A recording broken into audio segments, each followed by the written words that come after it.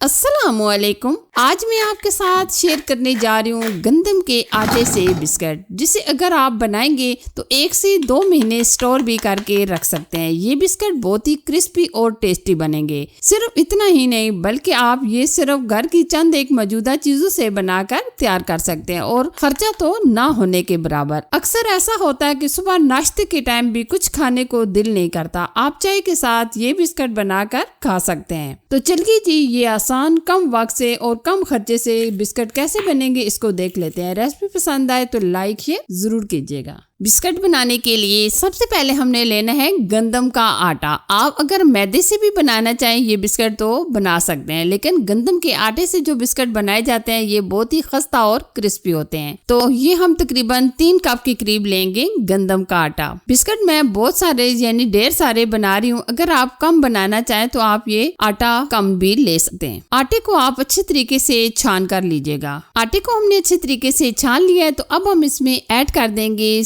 सूजी। ये हमने तकरीबन आधा कप के करीब ली है सूजी आप मोटे वाली भी ले सकते हैं, बारीक वाली भी ले सकते हैं। अब हम क्या करेंगे, सूजी को भी हम अच्छे तरीके से छान लेंगे। सूजी से ये जो बिस्किट बनाए जाते हैं एकदम खस्ता बनते हैं, तो आप सूजी लाजमी ऐड कीजिएगा। इससे हमारे बिस्किट टूटेंगे नहीं, बिखरेंगे नहीं और बहुत ही खस्ता बनेंगे। अब हम इसमें ऐड करेंगे 1/3 कप घी। आप ऑयल से भी बना सकते हैं ये बिस्किट, लेकिन घी ऐड करने से ये बहुत ही अमेजिंग और टेस्टी बनेंगे। अच्छा जी, अब हमने घी शामिल कर लिया है। अब हम क्या करेंगे, इन तमाम चीजों को अच्छी तरीके से मिक्स कर लेंगे। अभी हम इसमें और कुछ मजीद चीजें डालेंगे। पहले हम घी को अच्छी तरीके से मिक्स करेंगे। अगर हम मोन अच्छी डालेंगे तो हमारे बिस्किट अंदर तक क्रिस्पी बनेंगे। आप देख सकते होंगे कि घी को हमने अच्छी तरीके से मिक्स कर लिया है। अगर आप चेक करना चाहें कि हमारी मोन परफेक्ट है या नहीं, तो आप इस तरीके से हाथों में बांध कर चेक कर लें। ये देखिए एकदम हाथों में बंध रहा है, तो इसका मतलब है हमारी मोन एकदम परफेक्ट है। अच्छा जी, अब हम इसमें ऐड करेंगे 3 चम्मच के करीब सफेद तेल। अगर आप डालना चाहें तो डाल सकते हैं, अगर नहीं डालना चाहते तो स्किप भी कर सकते हैं। अच्छा जी,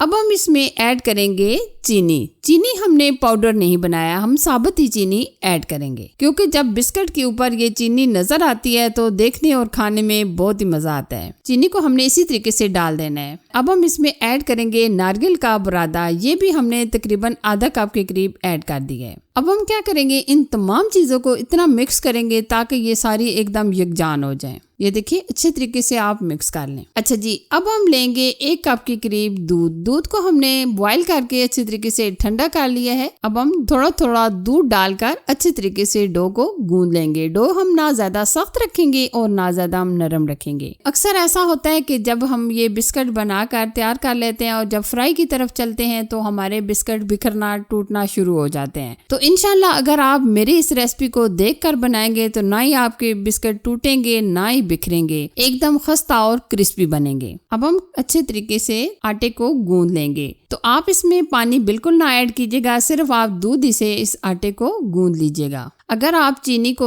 ग्राइंड करके भी डालना चाहे तो डाल सकते हैं, लेकिन हम साबुत डालेंगे क्योंकि जो बिस्किट के ऊपर चीनी नजर आती है अच्छी लगती है। तो इसलिए अगर आप साबुत चीनी डाल दें तो इंशाल्लाह आपको बहुत ही परफेक्ट और बेस्ट रिजल्ट मिलेंगे। आप देख सकते होंगे कि हमने आटे को अच्छे तरीके से सेट कर लिया है। अब हम इसको तकरीबन 3 से 4 मिनट अच्छे तरीके से गूंद लेंगे। ये देखिए आटे को हमने तकरीबन 3 से 4 मिनट अच्छे तरीके से गूंद लिया है। अब हम इसको तकरीबन सिर्फ और सिर्फ 10 मिनट सेट होने के लिए रख देंगे। ये आप देख सकते हैं बिस्किट की डो को हमने तकरीबन 10 मिनट सेट होने के लिए रख दिया था। अब हम इस तरीके से 2 हिस्सों में डिवाइड कर लेंगे। अब हम इस तरीके से गोल पेड़ा बनाएंगे और अब हम क्या करेंगे, बेलन की मदद से हल्के हाथों से बेल लेंगे। वैसे अगर आप हाथ से भी ये बिस्किट बनाना चाहें तो बना सकते हैं, लेकिन हम इस तरीके से एक ढक्कन लेंगे जिसकी मदद से हम ये बिस्किट बना सकते हैं। अगर आपके पास कुकी कटर है तो आप कुकी कटर की मदद से भी ये बिस्किट बना सकते हैं। ये देखिए आप देख सकते होंगे कि हमने इस तरीके से परफेक्ट शेप में ये बिस्किट बना लिए हैं। अब हम इसके ऊपर हल्का सा इस तरीके से डिजाइनिंग कर लेंगे। इसी की मदद से हम इस तरीके से 3 कट लगा लेंगे। बहुत डीप कट ना लगाइएगा, बल्कि आप इस तरीके से हल्के हल्के हाथों से प्रेस करते हुए ये डिजाइनिंग कर लें। ये आप देख सकते होंगे बहुत ही आसानी से ये बिस्किट बनकर तैयार हो जाते हैं। ये देखिए हमने इस तरीके से तमाम बिस्किट को कटिंग करके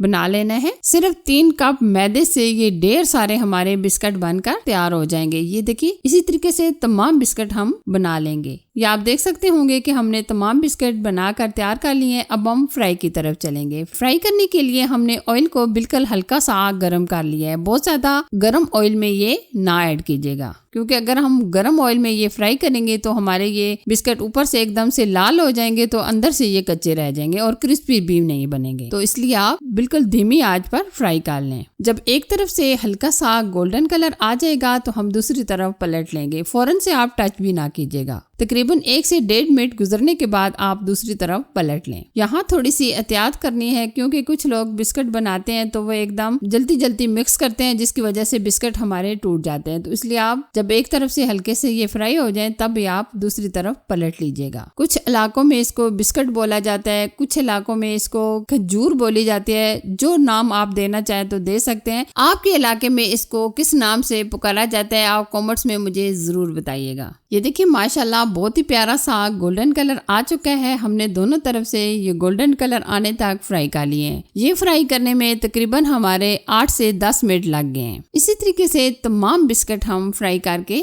तैयार कर लेंगे। आप बिस्किट का रिजल्ट देखिए, आप इनकी शेप देखिए, आप इसका डिजाइन देखिए। माशाल्लाह एकदम परफेक्ट और क्रिस्पी ये हमारे बिस्किट बने हैं। आप बिस्किट की आवाज भी सुन सकते हैं, ये कितने खस्ता और क्रिस्पी बने हैं। ये देखिए अंदर से कितने जबरदस्त जालीदार बने हैं। देखने ही से आपको पता चल गया होगा कि ये कितने जबरदस्त, कितने क्रिस्पी ये हमारे बिस्किट बनकर तैयार हो चुके हैं। ये बिस्किट आप ब्रेकफास्ट में लें, बच्चों को लंच में देकर भेजें। यकीन माने बच्चे बड़े सब इसको शौक से और पसंद करेंगे। अगर आपको ये वीडियो अच्छी लगी तो लाइक शेयर कीजिए। चैनल पर नए हैं तो चैनल को भी सब्सक्राइब कीजिए। साथ ही बेल आइकन को भी प्रेस कीजिएगा, ताकि मैं आपके साथ इसी तरह अच्छी और नई रेसिपी शेयर करती रहूँ। Thanks for watching. Allah Hafiz.